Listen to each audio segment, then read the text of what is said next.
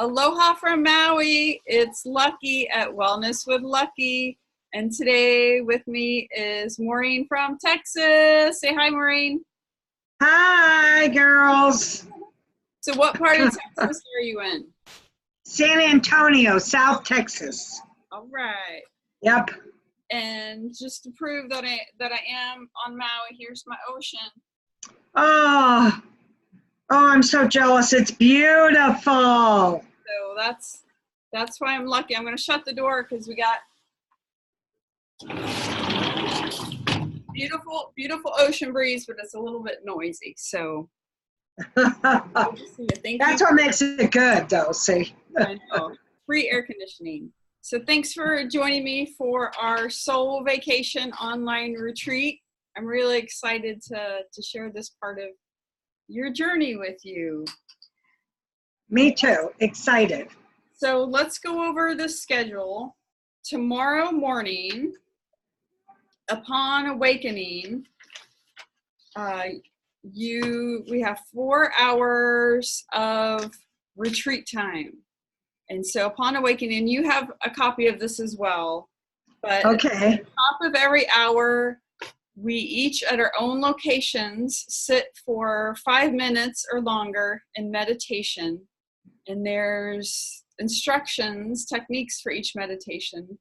And the first one is to imagine a snow globe, and you shake it up and you watch the snow swirl around, and then you watch the snow and your thoughts settle down. So that's the first meditation. Okay. And then for the rest of the hour, wander for 30 minutes. So you stroll around your neighborhood. You walk a new route. If you have a normal route that you power walk in, don't walk that route. Just kind of wander around and just look at things for about half an hour. And then to finish up that segment, you can read. So the last part of that hour is to read. Read anything you enjoy, a book, a magazine, online articles. Suggested spiritual books include The Untethered Soul by Michael Singer, one of my favorites, The Power of Now, or my book, Willing Souls, How to Brave Uncertainty or Find Peace. So that's the first hours. You wake up, you do kind of whatever you need to do, and then settle into meditation, go outside, wander around, look at things, and then you have something already ready that you're going to read. Okay. And then the second hour, again, meditation for 5 minutes or longer. There's instructions that I sent with your schedule for that. And then listen to something nourishing for about 45 minutes. And I put in a link to a podcast, one of Oprah's Super Soul Conversations with Father Richard Rohr, Finding Your True Self, or maybe I love audiobooks, or a variety of podcasts. So have something at the ready that's going to be nourishing to your spirit. And then the last 10 minutes of that hour, sit in quiet time visualizing. What do you want? Imagine your dream life, and imagine it in the present tense. And if you can, imagine it with as much detail as possible. So that's the second hour. Woohoo! Okay. The third hour, again, meditation, and there's some visualization meditation for that 5 minutes or longer. And then self-care for the rest of the time, for 55 minutes of self-care. Maybe a bath and Epsom salts, right? Oh my God, yes. Yes. A pedicure, a facial, any kind of pampering activity. Because this is soul vacation. We get to take a vacation and really honor ourselves with self-love and all those wonderful pampering activities that we put on our list, and they fall to the bottom of the list and we don't do them. Well, we are doing them. Good. Yay, us. Yay. Celebrating us. And then the last hour, pre-stressful hour, we're going to meditate again, and then we're going to eat, and then we're going to rest. So I have figured out what I'm going to eat for tomorrow. I'm going to cook it tonight, so tomorrow it's just going to be ready. And I'm going to work on mindful eating. That's something I've been working on lately, is sitting down, enjoying ample time to eat a meal. Sometimes I'm in a rush and I eat in a rush, but I've been working towards paying attention to each bite. So that's my goal tomorrow. That's a good goal. Yeah, that's hard to do, I think. Well, tomorrow we have a whole, I think it's a 25-minute block of time just to relax and enjoy our meal. Sounds good. And then the last half hour is to rest. Lie down, put on some nice relaxing music, fall asleep if you want, whatever it is that feels relaxing. We're just going to rest, because rest is an important part of healing and treating ourselves with respect. Sounds good. And that's our 4 hours. So once we each get done with our 4-hour retreat, we can do a victory dance at the end and then go on our day however we want. Sounds good. And then at the same time tomorrow, so it's 2:00 here in Hawaii and it's 7 where you are. I see the clock on the wall. So. Oh yeah, my clock back there. Perfect. So same time tomorrow, we'll gather for a Zoom call and we can share what happened, our experiences, our aha moments, our breakthroughs, struggles. I'm sure there's going to be some of those for me. Oh yeah, me too. Yeah, yep. Been a rough week, so yep. Well, I'm glad you're taking advantage of an online retreat to have 4 hours to get centered. Yes. To recenter, I feel like I'm scattered, so I would like to bring it back down, It's hard to do. 70 years old, you got a lot in the brain, So, yeah. Sounds great. Well, sounds good. Thank you so much. So then, one of my goals for this meeting is to talk about our intentions. Okay. What that we want out of the retreat. What does our higher power want for us out of the retreat? So what are your intentions or your hopes for the retreat? I was thinking about that, and I really think that it is to calm my mind down, to put everything, I'm highly emotional right now, and I'd like to take those emotions and bring them, they're already out, I'd like to bring them in and not deal with them, but maybe make them more positive. Okay. Where I can, I've been reading this soul breathing, and I had a real awakening, and I'd like to keep that going, but I can't get back into it. It's like it's an epiphany. You get it once and it's gone. Mm-hmm. And I'd like to get back into that moment, because it felt like I was like this, and I was outside, and it said to be outside in nature.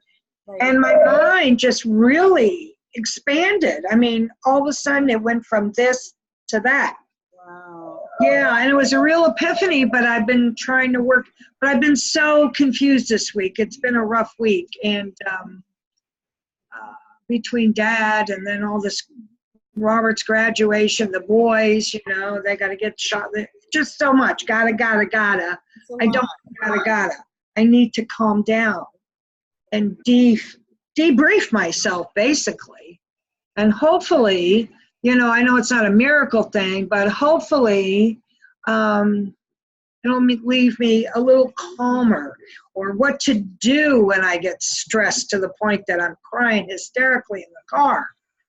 How to get this peace. I guess I'm looking for peace, which I guess you don't get it till you're 6 feet under, but I'd like some kind of peace, Oh, what can I say? It's my goal is to find inner peace, which I'm sure philosophers have done it for centuries, but almost like mystic, but trying to get to that point. I don't know if I'm explaining myself right. Yes. I've been reading the mystics, St. John of the Cross, little Spaniard back in the 14th century, how he elevated his soul to these wonderful heights, but I don't understand it. I don't know how to get there. You know, I'm kind of just laying at the bottom of this ladder going, waiting for something, and maybe I should be the one stepping out. You know what I mean? I'm just standing there, so nothing's coming, waiting to respond, and that shouldn't be it. I should be more active in my search, I think. So I think that may be it. Well, this sounds like great timing.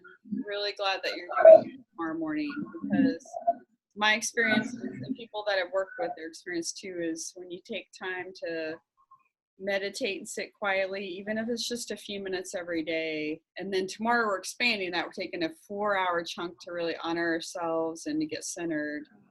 That once we reach that, that's the foundation. We get in touch with our inner strength again and our Yeah. and then when you go out into the world and deal with the issues that come up with your family, it's from a calmer place. So Right. That's kind of it. Not so, blah, you know, but something calmer, you know, like that. You know, like going like that rather than that, you know. I don't like that. Absolutely. It's as close as I can get to describe it, you know. Perfect. And I really think that the activities that you're going to do tomorrow throughout each of the 4 hours, they're going to bring you peace and closer to, and it's not necessarily that you have to focus on tomorrow, I'm going to be calm when I talk to my grandson. You just be in the moment and deal with whatever feelings come up. Okay, this is what I'm feeling. I'm trying to sit in meditation. I keep thinking, whatever's happening, do your best to be with that. And then when you drift off in your mind somewhere else, okay, cool. I'm pulling it back in. I'm paying attention to what's going on in my body right now. Then naturally, the more we practice that, when you're working, you know, you're going to Robert's graduation and doing everything you need to do to get ready for that, your dad, that's naturally going to be, you're naturally going to be calmer in those situations.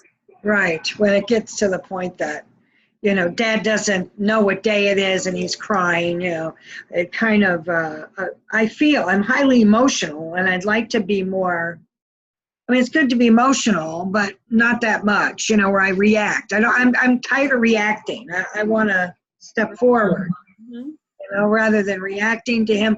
And I try to remember stuff, how to deal with it. And I'm just making a mess. I want to be calmer. And I don't want any more drugs because I had that operation. So I was on pain meds and all this stuff for so long that, you know, I'm done with everything, making me a nervous wreck. Just trying to keep, you know, I'm trying too hard to not be too crazy. You know what I mean? It should come naturally, you know, it shouldn't be such a difficult thing. And that's what I'm searching. It sounds like a lot, you know, I'm searching for a lot, but that's okay. Even if I get a little tiny piece of it done, I think I'll be better for it. Instead of saying, oh shit, I'm not going to do it, you know, excuse my French, but I'm not going to do it because it doesn't work. Nothing works, you know, I'm trying. Baby steps forward. I love it. Progress. Baby steps, little tiny ones. Yep. So I would like to share my intentions for tomorrow. Okay. I am working towards, what did I write down? When I journaled, I wrote down to be here now, and let go of expectations. Whatever happens tomorrow, that's what's happening, and that's what's supposed to happen, and try not to have an idea of what's going to happen, and then I'm disappointed when that doesn't meet my expectations. Right. Just be with whatever's happening, and I'm going to ask in divine compassion. That's what I've been working on lately, is being compassionate with myself, and I'm going to tomorrow ask for God female's help in showing myself compassion. And then I was swimming, so that's what I journaled on. And then I was swimming laps a little bit ago, and it came to me that I need to pay attention to my put downs, because I had a little bit of time and before I had this commitment earlier, and I thought I have time to swim 5 laps. So I swam 5 laps, And then I got out and I felt good for about a second. And then I thought, 5 laps is hardly even any exercise. You really should have changed your schedule. Yeah, but 10 or 15. I thought, wait a second. That's a put right. down. That's a put down, right.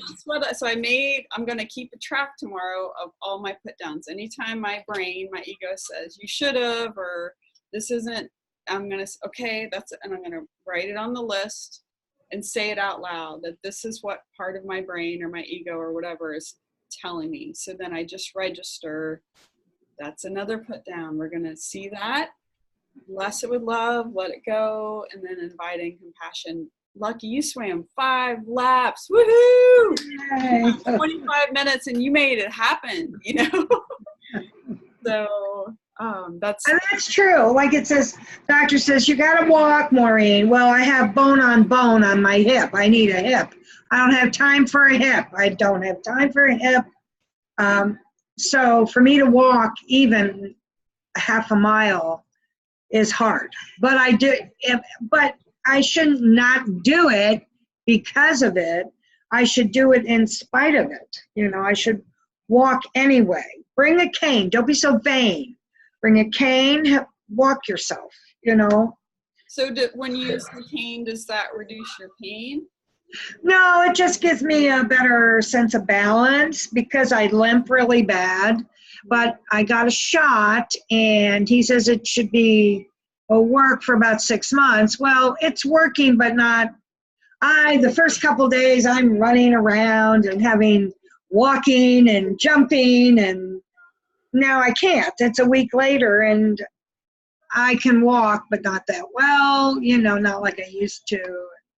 So I'm kind of looking for, be calm about it. So if it takes you an hour to walk a quarter mile, it takes an hour, or a half hour. Around my area here, I live in like a horseshoe apartment complex. And it's all beautiful. It's got beautiful oak trees. It's a real nice place. And walk around. It's a 2 around is a half a mile. So, and don't say, well, doctor says you have to do it. Well, I'm sorry, screw him. He doesn't have the pain. And to say that to somebody makes me feel like, okay, I don't want to do it then. It's strange. I really need this retreat to clear my brain. It's okay not to want to go, but it's not okay to stay home and not do anything. Right. You know what I mean? I'm not physical anymore, and I have to be. I'm gaining weight. I know it's going to affect my health eventually. So even my son says, you got to do something, Mom. You got to sweat. I haven't sweat since last August. I'm going to end the meeting, and then let's just stay on and talk a little bit more about that. Okay. All right. So, yeah, so I think we're all set. So whenever you wake up tomorrow, just start with your first meditation and your first activities, and I'll do the same where I am at my time zone. Okay.